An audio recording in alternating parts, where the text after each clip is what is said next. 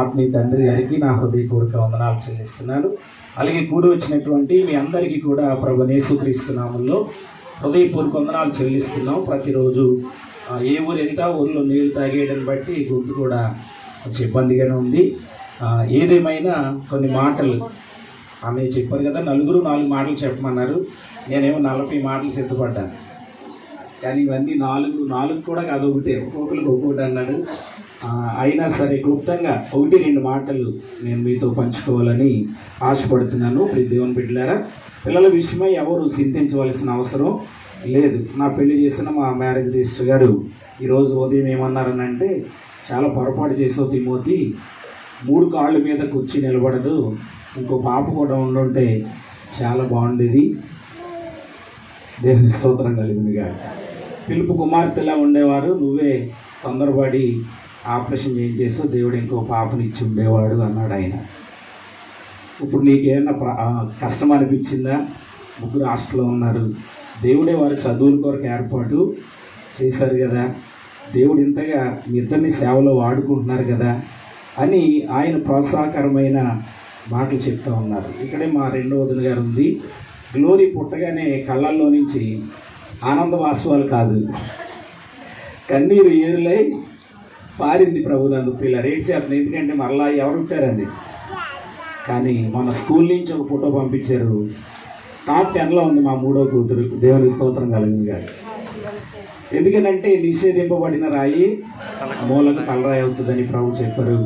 కనుక దేవుడే జ్ఞానం ఇస్తాడు. మీ అందరికీ ఒక ఆఫర్ ఇస్తున్నాను, మాకు ఆడపిల్లలు బరువు అయిపోయారండి అనుకున్న వాళ్ళందరూ నాకు ఇచ్చేయండి, ఇబ్బంది ఏమీ లేదు. వాళ్ళు బాగా చూసుకుంటాం, పెళ్ళి కూడా మేమే చేస్తాం, ఇబ్బంది పడవలసిన అవసరం ఏమీ లేదు. ఎందుకనంటే మన పరలోకపు తండ్రి సమస్తము చేయగలిగిన సమర్థుడు. ఆ విశ్వాసంతో మనము సాగిపోవాలి. గత దినాలన్నింటిలో కూడా ప్రభు సహాయపడుతూ వచ్చారు. గడిచిన 6 దినాలు, ఇది 7వ రోజు.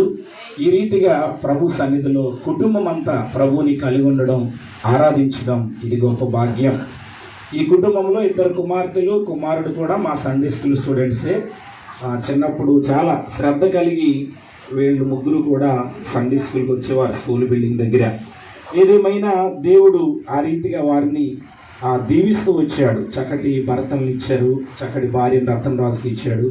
3 కుటుంబాల్లో పిల్లల్ని ఇచ్చి ఈరోజు అద్భుతంగా దేవుడు ఆ కుటుంబాలను పోషించి అనేక కుటుంబం. ఒక మాట 2వ వచనంలో ఈ రీతిగా రాయబడి ఉంది, నాశనకరమైన గుంటలో నుండి, జిగటగల దొంగ ఊబిలో నుండి ఆయన నన్ను పైకి ఎత్తేను, నా పాదములు బండ మీద నిలిపిన అడుగులు స్థిరపరిచెను. దేవుని బిడ్డలారా, ఆలోచన చేయండి. కృపగల దేవుడు మాత్రమే ఏం చేయగలడనంటే నాశనకరమైన గుంటలో నుండి మనలను లేవనెత్తగలడు. 91వ కీర్తన 4వ వచనం ఈ రీతిగా రాయబడి ఉంది, నాశనకరమైన తెగులు రాకుండా ఆయన నిన్ను రక్షించును. దేవుని బిడ్డలారా, ఆలోచన చేయండి. నాశనకరమైన గుంటల నుండి, నాశనకరమైన తెగుల నుండి ఎవరు రక్షించగలరు అని అంటే కృపగల దేవుడు మాత్రమే రక్షించగలరు. అవునండి, గుంటలో పడిపోయిన తర్వాత, ఊబిలో జిగటగల దొంగ ఊబిలో పడిపోయిన తర్వాత మనంతట మనం ఏం చేయలేమనంటే లేవలేం. ప్రభునందు పిల్లరా, ఎవరు లేపాలి అని అంటే దేవుడు మాత్రమే ఏం చేయగలడండి, లేపగలడు. ప్రభునందు పిల్లరా, అవునండి, ఒక మాట చెప్తున్నాను, పడిపోయిన వారందరినీ ఆయన ఉద్ధరిస్తాడని 145వ కీర్తనలో మనం చూస్తున్నాం. ప్రభునందు పిల్లరా, పడిపోయిన వారందరినీ ఉద్ధరించే దేవుడు ఉన్నాడు, పడిపోయిన వారందరినీ లేవనెత్తే దేవుడిగా ఉన్నాడు. అయితే నువ్వు ఏ స్థితిలో పడిపోయావో, ప్రకటన 2:5 ప్రకారం నువ్వు ఏ స్థితిలో నుండి పడిపోయావో అది నీవు తెలుసుకుని మరలా నీవు ఆ స్థితిలో నుండి ఏం చేయాలంటే తిరిగి లేవాలి. అది ఏ నాశనకరమైన పరిస్థితో, అదే పాపం అనే ఊబో, అదే శాపగ్రస్తమైన ఊబి అయినదో, అది దేవునికి నిన్ను దూరంగా చేసే అది ఏ పరిస్థితి అయినా కూడా, నువ్వెక్కడ పడిపోయావో, ప్రార్థన చేయడంలో పడిపోతూ వచ్చావేమో, పాపములో పడిపోయి ప్రార్థన చేయలేకపోతున్నావేమో, మందిరానికి దూరం అయిపోయావేమో, నీవు పడిపోయిన ఏ స్థితి అయినా, ఏ సందర్భమైనా ఆ స్థితిలో నుండి దేవుడు అంటున్నాడు, పడిపోయిన వారిని లేవనెత్తగల దేవుడను నేనే అని చెప్తున్నాడు. చెప్పలు కొట్టి దేవుని స్తుతిద్దాం. ప్రభునందు పిల్లరా, ఆలోచన చేయండి. అసలు మనిషి ఎప్పుడు పడిపోతాడు, పడిపోయిన స్థితిలోకి ఎప్పుడు వెళ్ళిపోతాడు అని అంటే లూకా సువార్త 10వ అధ్యాయము 33వ వచనంలో మనం చూస్తున్నాం. ఒక వ్యక్తి ప్రభునందు పిల్లరా యెరూషలేము నుండి ఎక్కడికి వెళుతున్నాడు అంటే యెరికోకి వెళుతున్నా. యెరూషలేము పరిశుద్ధ స్థలం, యెరూషలేము పరిశుద్ధ పట్టణం, యెరూషలేము సహవాసం కలిగినది, యెరూషలేము ప్రభునందు పిల్లరా దేవుని యొక్క ఆరాధించేటువంటి స్థలమైనది ప్రభునందు పిల్లరా. అలాంటి స్థలము నుండి ఎక్కడికి వెళ్ళిపోతున్నాడు అంటే యెరికోకి. యెరికోలో ఎవరున్నారు అంటే పాపులున్నారు. యెరికోలో ఏముందనంటే పాపం ఉంది. యెరికోలో ఏముందనంటే పాపుల సహవాసం ఉంది ప్రభునందు పిల్లరా. అంతేకాదు ఆ మార్గంలో వెళుతూ ఎవరి చేతిలో చిక్కుకున్నాడనంటే దొంగల చేతిలో చిక్కుకున్నారు. అతని దగ్గర ఉన్న బట్టలు దోసుకున్నారు, అతని దగ్గర ఉన్నటువంటి డబ్బులు దోసుకున్నారు, అతన్ని కొట్టి చావబాది. ఇట్లా వినాలి, ఎలాంటి పరిస్థితిలో వదిలిపెట్టారనంటే లేవలేని స్థితిలో వదిలిపెడితే వాడు పడిపోయినాడు, త్రోవ పక్కన పడిపోయినాడు ప్రభునందు పిల్లారా. అనేకులు వచ్చి చూస్తూ వెళుతున్నారు కానీ ఎవరు కూడా అతన్ని లేవనెత్తిన వాడు లేడు ప్రభునందు పిల్లారా. ఒకే ఒక వ్యక్తి అక్కడికి వచ్చాడు, అతని సమరయుడు. ఆ సమరయుడు వచ్చి అతని లేవనెత్తి అతని గాయాలు కడిగి అతని గాయాలకు మందు రాసి అతని గాయాలకి కట్లు కట్టి అతని ప్రభునందు పిల్లారా అతని వాహనం మీద ఎక్కించుకుని పూటకూళ్ళ వారింటికి తీసుకుని వెళ్ళి అక్కడ అప్పగించినటువంటి సమరయుడు ఎవరు అనంటే ప్రభువైన యేసుక్రీస్తు వారు. పడిపోయిన వారిని లేవనెత్తి గాయాలు మార్పి స్వస్థపరిచే దేవుడైన చమలవాడి దేవుడు స్తుతిద్దామా. ఆయనకు అసాధ్యమైనది లేదు. ఈ రాత్రి మనం ఏ స్థితిలో పడిపోయామో ఆ స్థితిలో నుండి మనం ఏం చేయాలనంటే లేవగలగాలి ప్రభునందు ప్రియులారా. పడిపోయిన వారిని లేవనెత్తడానికి, ఊబిలో దిగిపోయిన వారిని, పాపపు ఊబిలో, నాశనకరమైన ఊబిలో పడిపోయిన స్థితిలో ఏమంటే పడిపోయిన వాడు ఏమైనా చేయగలడా? పడిపోయిన వాడు ఏమంటే ఏమైనా చేయగలడు? ఏమీ చేయలేడు ప్రభునందు పిల్లరా. కొన ఊపిరితో పడిపోయినటువంటి ఆ వ్యక్తిని లేపి గాయాలు కట్టిన మంచి సమరయుడు ఎవరనంటే ప్రభువైన యేసుక్రీస్తు వారు. అందుకే ఒక భక్తుడు ఇలా అన్నాడు, గాయపడిన సమయాన మంచి సమరయునిలా నా గాయాలు కడిగిన దేవా, ఆకలైన వేళలో నన్ను పోషించినావు దేవా. గాయపడిన సమయాన మంచి సమరయునిలా నా గాయాలు ఆకలైన వేళలో ఆహారమిచ్చి నన్ను పోషించినావు దేవా. నిన్ను విడువను ఎడబాయనని నా యేసయ్యా. దినమెల్లనే పాడినా కీర్తించినా నీ రుణమునే తీర్చగలనా. కొనియాడి పాడి నీ సాక్షిగానే ఇలలో జీవించగా. దేవుని స్తోత్రం, హల్లెలూయా. అన్ని సెల్ ఫోన్ తీస్తే భయం అవుతుంది. యోహాను సువార్త 5:5లో కూడా ఒక వ్యక్తి 38 సంవత్సరాల నుంచి పడిపోయి ఉన్నాడు. మా ఇప్పటి నుంచి చెప్పండి, 38 సంవత్సరాల నుంచి పడిపోయిన వాడు పట్టించుకునే నాదుడు లేడు. అదే స్థితిలో పడిపోయి ఉన్నాడు, లేవలేని స్థితిలో ఉన్నాడు, వ్యాధిగల స్థితిలో ఉన్నాడు. ఎవరు కూడా అతన్ని పట్టించుకుని పరామర్శించిన వాడు లేడు ప్రభునందు పిల్లారా. పడిపోయి 38 ఏళ్ళు ఆ స్థితిలో ఉన్నాడని ఎరిగి ఎవరు వచ్చి లేపారనంటే యేసు ప్రభు వారు. దేవునికి స్తోత్రం. పడిపోయిన వారిని లేవనెత్తే దేవుడు ఆయనే. ఊబిలో దిగిపోయిన వారిని, శాపగ్రస్తమైన జీవితంలో, పాపపు స్థితిలో, దేవునికి దూరంగా పడిపోయిన స్థితిలో ఉన్న వారిని లేవనెత్తగలిగిన దేవుడు ప్రభు అయిన యేసుక్రీస్తు వారు. 7 దినాల కూడికలో 7వ వారం చెప్తున్నారు, నువ్వు ఏ స్థితిలో నుంచి పడిపోయావో, ఏ స్థితిలో పడ్డావో, ఏ స్థితిలో దిగజారిపోయావో, ఏ పాపపు ఊబిలో సిగ్గుపడిపోయి దేవునికి దూరంగా, దేవునికి వేరుగా, దేవునికి మారుగా, వ్యతిరేకంగా మారిపోయావో ఆ స్థితిలో నుండి నువ్వేం చేయాలనంటే లేవాలి. దేవునికి స్తోత్రం, హల్లెలూయా. పరమగీతాల గ్రంథంలో ఇలా రాయబడి ఉంది, సులమతి లెమ్ము రమ్ము అన్నాడండి. లేవాలి, దేవుని సన్నిధికి ఏం చేయాలి? రావాలి. వస్తేనే ఆశీర్వాదం. పడిపోయిన స్థితిలో నుండి లేవనెత్తబడినప్పుడే, పడిపోయిన స్థితిలో నుంచి నువ్వు లేచి నిలబడినప్పుడే నీ అడుగులు దేవుడు ఏం చేస్తాడనంటే బండ మీద స్థిరపరుస్తాడంట. దేవునికి మహిమ కలుగును గాక. వాక్యం అనే బండ మీద, వాక్యమై ఉన్న బండ మీద, క్రీస్తు అనే బండ మీద, సంఘం అనే సహవాసం అనే బండ మీద నీ అడుగులు స్థిరపరిచిన తర్వాత మరలా నీవు ఎక్కడికి వెళ్ళిపోకూడదనంటే పాపం అనే ఊబిలోకి వెళ్ళిపోకూడదు. ఈ రాత్రి ప్రభు చెప్తున్నాడు, 7 దినాల కూడికలో నువ్వే స్థితిలో పడిపోయావో అది నువ్వు తెలుసుకుని తిరిగి ఆ స్థితిలో నుంచి ఏమవ్వాలి? లేవాలి. నీవు లేవడానికి 7 దినాల కూడిక. నీవు లేచి క్రీస్తు అనే బండ మీద నిలబడితే నీ అడుగులు దేవుడు స్థిరపరుస్తాడు. పిల్లరా, పడిపోయిన వారందరినీ జిగటగల దొంగ ఊబిలో నుండి లేవనెత్తే దేవుడు ప్రభువైన యేసుక్రీస్తు వారు. 2వ మాట చెప్పి నేను ముగిస్తాను. కృంగిన వారందరినీ కూడా కృంగిన స్థితిలో నుంచి దేవుడు ఏం చేస్తాడంటండి?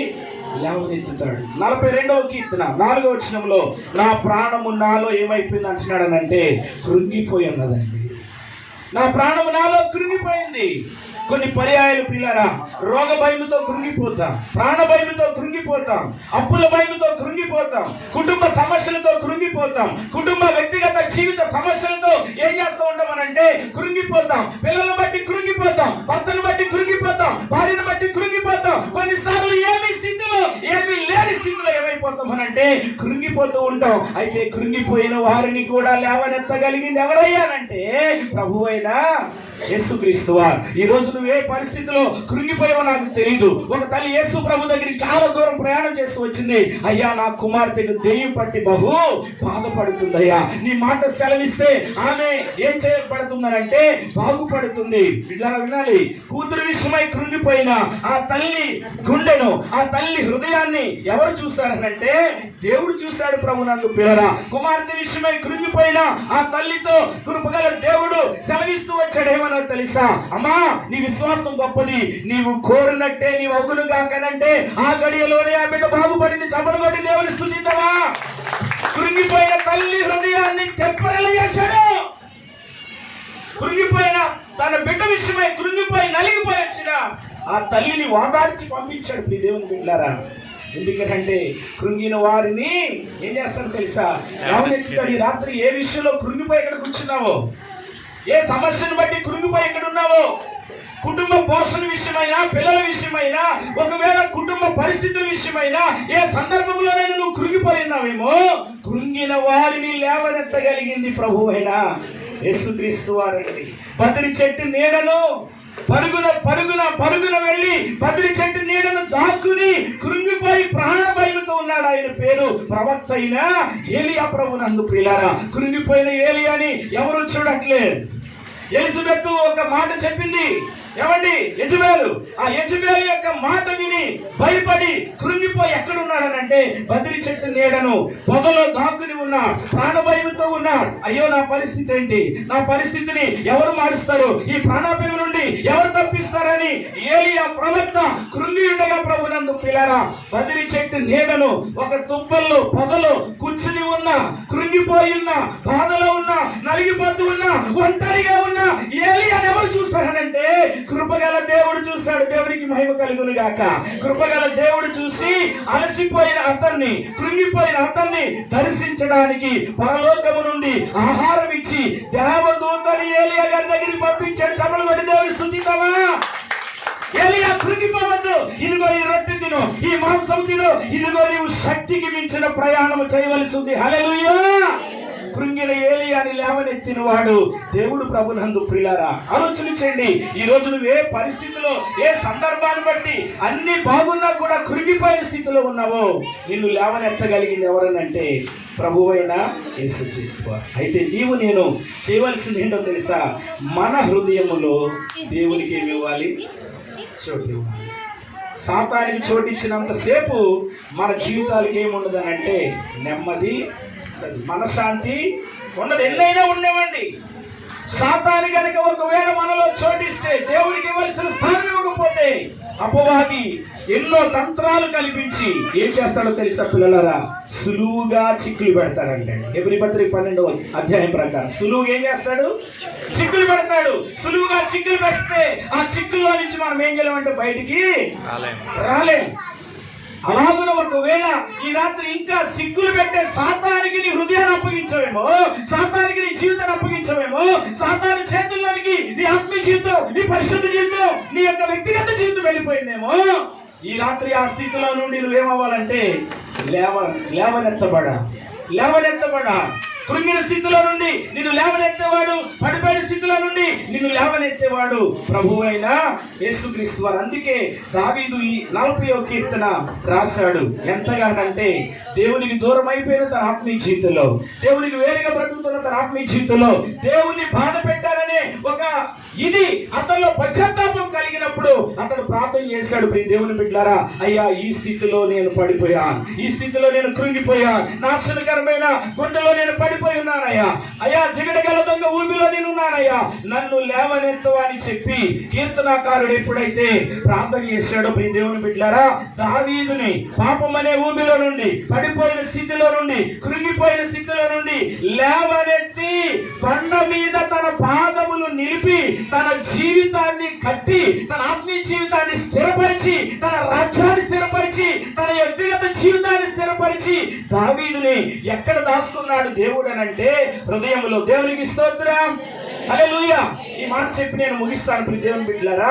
అందరూ ఈయన హృదయంలో ఉంది, ఈయన హృదయంలో ఉంది, ఈయన హృదయంలో ఏముంది, ఆయన హృదయంలో ఏముంది, ఆయన ఏమనుకుంటున్నాడు, ఈయనేమనుకుంటున్నాడు అని అందరూ కూడా ఒకరి హృదయం ఒకరి మనసును ఒకరు చూస్తూ ఒకరి హృదయంలో ఏముందో అని ఆలోచిస్తున్న దినాన దావీదు అంటండి, అసలు దేవుని హృదయంలో నా గురించి ఏమనుకుంటున్నాడు, ఆమెమనుకుంటుంది, ఈయనేమనుకుంటున్నాడు, ఆమె ఎలా ఉంది, ఈమె ఎలా ఉందని మనం అనుకుంటుంటే దావీదు ఇలా అనుకున్నాడండి, అసలు దేవుడు హృదయంలో నా గురించి ఏమనుకుంటున్నాడు అని దావీదు ఎవరి హృదయంలోనికి వెళ్ళి చూశాడనంటే దేవుని హృదయంలోనికి వెళ్ళి చూశాడంటండి. దేవుని హృదయంలో నా స్థానం ఏంటి, దేవుడు అసలు తన హృదయంలో ఏమనుకుంటున్నాడు అని దావీదు దేవుని గుండెల్లోనికి వెళ్ళి చూస్తే దేవుని గుండె మీద దేవుడు ఇలా రాస్తున్నాడంట, దావీదు నా హృదయానుసారుడు అని రాస్తున్నాడంట. చప్పలు కొట్టి దేవుడు స్తుతిద్దామా. దావీదు నా ఇష్టానుసారమైన.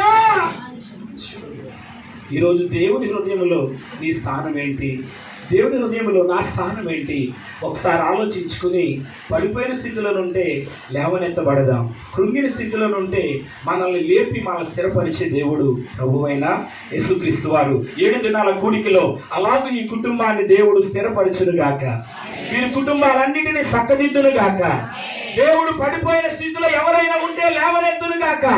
ఈ రాత్రి స్థలములో అడుగు పెట్టిన ప్రతి ఒక్కరి హృదయమును చూస్తున్న దేవుడు తన హృదయములో మనందరికీ స్థానాన్ని ఇచ్చును గాక. కృపగల దేవ, ప్రేమగల తండ్రి, ఇప్పుడు వచ్చిన బిడ్డలందరూ మీ చేతులకు అప్పగిస్తారు. దేవా, విత్తబడిన ఈ చిన్ని మాటలు అందరి హృదయాల్లో ఫలించినట్లు చేయండి. కుటుంబ యజమానుడు, యజమానురాలు, 3 పిల్లలు, వారి యొక్క కుటుంబాలు, ఆ తల్లి సాక్ష్యంలో ఎవరెవరి కొరకే ప్రార్థన చేయమని కోరిందో వారందరి కుటుంబాలకు దేవుడు మేలు చేయును గాక, వారందరి కుటుంబాల్లో దేవుడు ఆశీర్వదించును గాక. ఈ 7 దినాల కూడిక కొరకే పిల్లలు ఎంత ప్రయాసపడ్డారో అంతకంతకు దీవెన ఆశీర్వాదం దేవుడి బిడ్డలకు దయచేయును గాక. దేవ సమస్తానికి అప్పగించు యేసు నామమున అడుగుచున్నాం తండ్రి.